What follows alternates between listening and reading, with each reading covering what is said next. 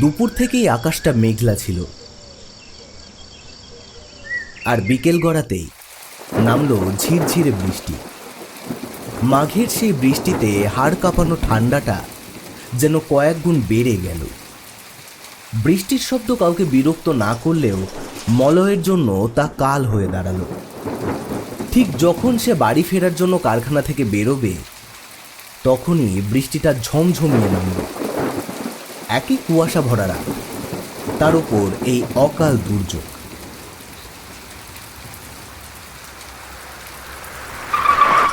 মলয়, তোমার আজ আর এই বৃষ্টি ঠান্ডায় বাড়ি গিয়ে কাজ নেই। তুমি বরং আমার গাড়িতে ওঠো, আমার বাড়িতেই চলো। আজ রাতটা ওখানে থেকে যাও, কাল খুব ভোরে সোদপুরে চলে যেও। না গো স্যারের বাপ, আমারে আইস ফিরতেই হইব। ঘরে মিনু একলা বৈশা আছে, এই দুর্যোগেও খুব ডরায়। তারে রাইখা আমি অন্যের বাড়িতে আরাম করি কেমনে? সোদপুর আমারে পৌঁছাতেই হইব। মলয় ঠিক করলো সে বালিগঞ্জ থেকে একটা ট্যাক্সি নেবে, তারপর শিয়ালদা গিয়ে ট্রেন ধরবে। কিন্তু কুয়াশা আর বৃষ্টির দাপটে ট্যাক্সি পেতেই অনেক সময় নষ্ট হলো।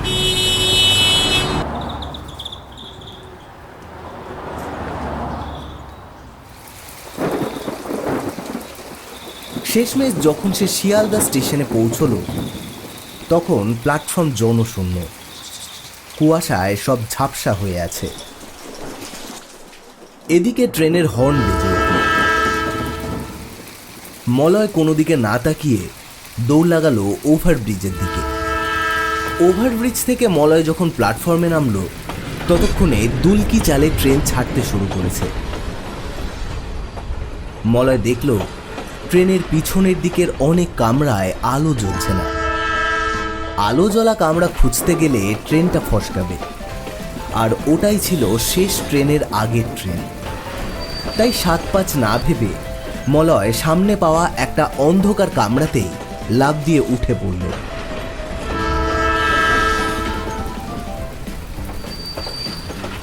কামরায় ওঠার পর সে বুঝল কামরাটা শুধু অন্ধকারই নয়, সে ছাড়া সেখানে আর দ্বিতীয় কোনো মানুষ নেই।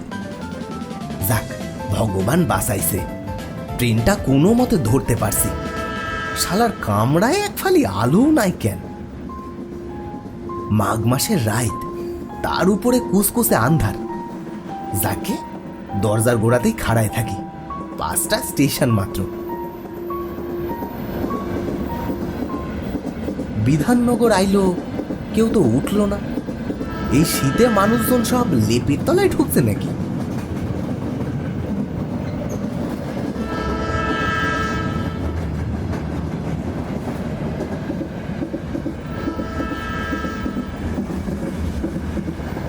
দমদম স্টেশনে ঢোকার সময় রাস্তার ধারে ফ্লাড লাইটের তেছরা আলো কামরার ভেতর কিছুটা ঢুকেছিল।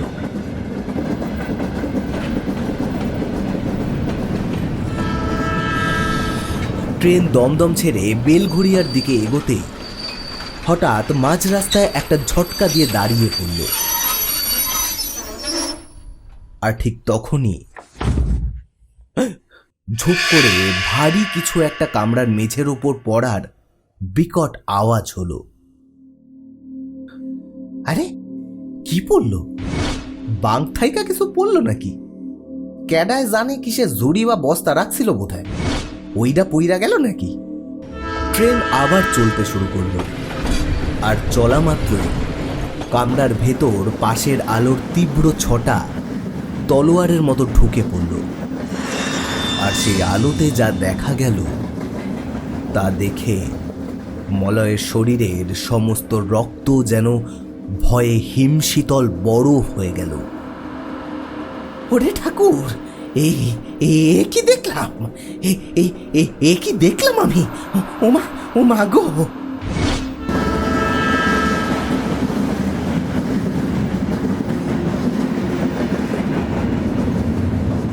মলয় দেখল বাং থেকে কোনো ঝুড়ি পড়েনি, পড়েছে হাঁটু থেকে নিখুঁতভাবে কেটে নেওয়া একটা মানুষের পা। সেই পায়ে তখনও পরানো রয়েছে একটা রূপোর নুপুর, আঙুলে নীল নেল পলিশ, আর কাটা অংশ দিয়ে তখনও চুইয়ে পড়ছে রক্ত। ট্রেনের ঝাঁকুনিতে সেই কাটা পাটি একটু একটু করে মলয়ের দিকে এগিয়ে আসছে। মলয় ভাবল বেলঘড়িয়ায় নেমে যাবে, কিন্তু ভয়ে তার হাত পা যেন অবশ হয়ে এলো। না, আমি এইখানে আর এক পলকও থাকতে পারুম না। এই কামরায় সাক্ষাৎ জন বৈশা আছে। আরে বাবা, আগরপাড়া স্টেশনে আমার নামতেই হইব। ঠাকুর, তুমি আমারে রক্ষা করো। আমি হেইটা যাবো সোদপুর, তাও এই মরার কামরায় আর থাকুম না।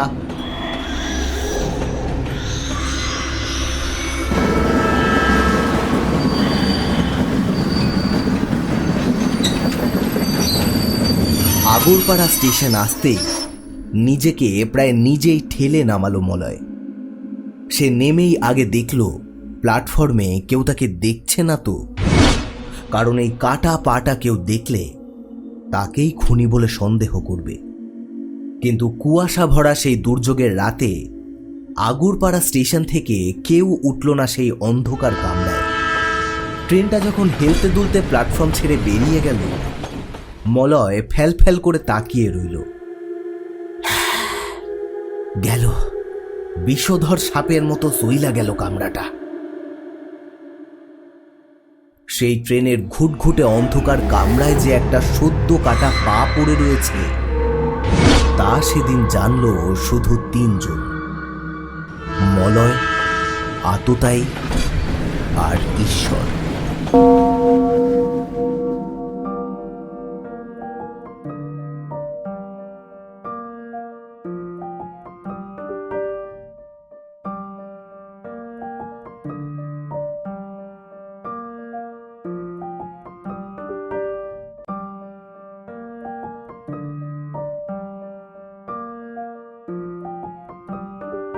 এমন আরো গল্প দেখতে আমাদের চ্যানেলটি সাবস্ক্রাইব করে আমাদের সাথেই থাকুন। ধন্যবাদ। দেখা হবে শীঘ্রই নতুন ভৌতিক গল্প নিয়ে। আহ আহ আহ আহ।